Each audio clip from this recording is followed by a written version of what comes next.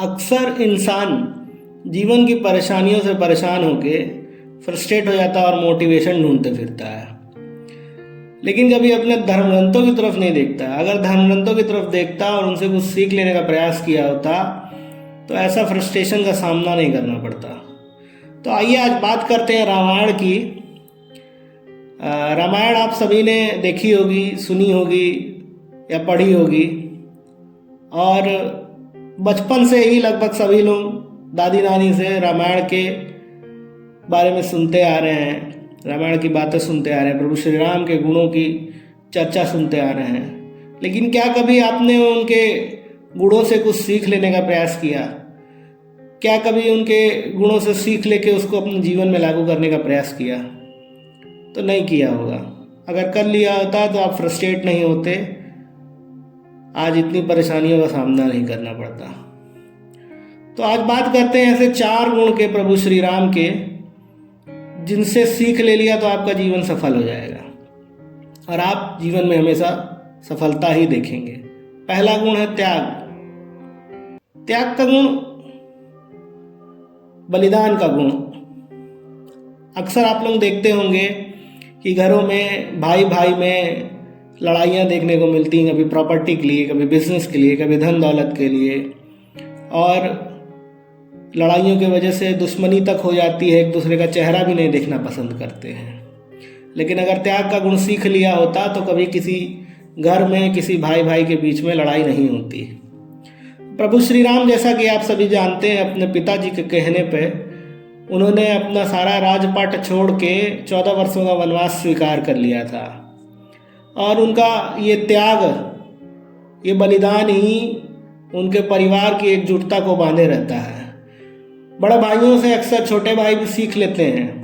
प्रभु श्री राम से सीख लेते हुए लक्ष्मण जी भी उनके साथ चले जाते हैं वन में अपना सुखमय जीवन त्याग के। भरत जी उनकी चरण पादुका लेके रख के सिंहासन खाली छोड़ देते हैं, बोलते हैं जब तक प्रभु श्री राम नहीं तब तक ये सिंहासन मेरे काम का नहीं, और बोलते हैं कि ये सिंहासन सिर्फ प्रभु श्री राम का, वो आएंगे तो वही बैठेंगे, मैं इसका हकदार नहीं हूँ। तो ये त्याग का गुण आपने भी आत्मसात कर लिया होता अपने जीवन में तो आपको भी दिक्कत नहीं होती, आप भी फ्रस्ट्रेट नहीं होते।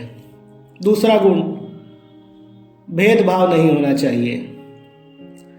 होता ये अक्सर इंसान जातिवाद के चंगुल में फंस जाता है, अपने घरों में काम करने वाले लोगों को छोटा समझता है, अपने ऑफिस में छोटे कर्मचारियों को छोटा समझता है। क्या उनके खून का आपके खून का रंग अलग अलग है क्या?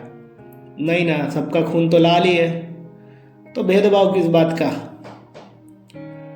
और होता ये है कि इस भेदभाव की वजह से आदमी को अक्सर जीवन में असफलता का सामना करना पड़ता है। प्रभु श्री राम, जैसा कि आप सभी जानते हैं, सबरी के जूठे बेर खाते हैं, माता सबरी के।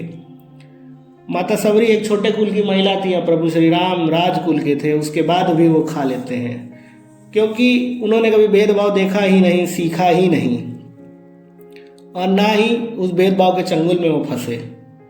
तो ये गुण आपने आत्मसात कर लिया तो आप भी जीवन में सफलता के अलग झंडे गाड़ेंगे। तीसरा गुण जो प्रभु श्री राम से सीख के तौर पे लेनी चाहिए वह है उनका व्यक्तित्व। होता यह है कि जब किसी इंसान पे कोई सफलता हाथ लग जाती है, कोई अच्छी नौकरी मिल जाती है, या पढ़ाई के दौरान अच्छे ग्रेड्स आ जाते हैं, अच्छे मार्क्स आ जाते हैं, तो इंसान के सिर पे घमंड आ जाता है और वो घमंड के नशे में चूर हो जाता है, ओवर कॉन्फिडेंस आ जाता है।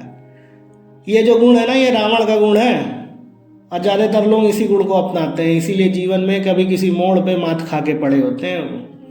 प्रभु श्री राम का गुण अपनाइए, उनके व्यक्तित्व का गुण अपनाइए। विभीषण जो कि रावण का भाई था, वह राम जी के सुंदर, सुबोध, सरल व्यक्तित्व के वजह से ही उनका गुणगान करता है। रावण के घर में रह के भी उनकी पूजा करता है, उनकी भक्ति में लीन रहता है। यहाँ तक कि रावण भी जब मरने की बेला पे होता है, मर रहा होता है, तो वो कहता है कि प्रभु मुझसे गलती हो गई, मैंने आपके व्यक्तित्व को पहचाना नहीं, आपकी तो पूजा करनी चाहिए थी, मैंने आपसे दुश्मनी कर ली। तो आप भी अपना व्यक्तित्व ऐसा बनाइए कि आपकी भी प्रशंसा हो हर जगह, लोग आपकी प्रशंसा करें, आपकी चर्चा करें, आपकी बातें करें।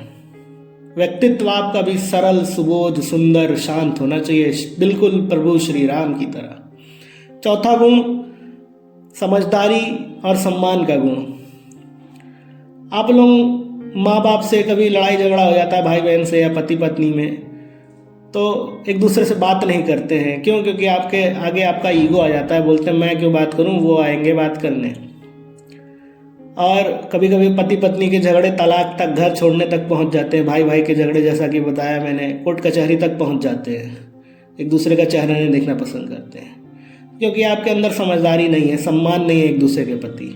अगर समझदारी और सम्मान होता तो ये नौबत नहीं आती। जैसा कि आप लोग जानते हैं, प्रभु श्री राम अपने पिताजी के कहने पर वनवास चले जाते हैं, और ये देख के माता कैकेयी भी पिघल जाती हैं। तो माता कैकेयी के हृदय में प्रभु श्री राम के प्रति प्रेम और बढ़ जाता है। प्रभु श्री राम ने ऐसा क्यों किया?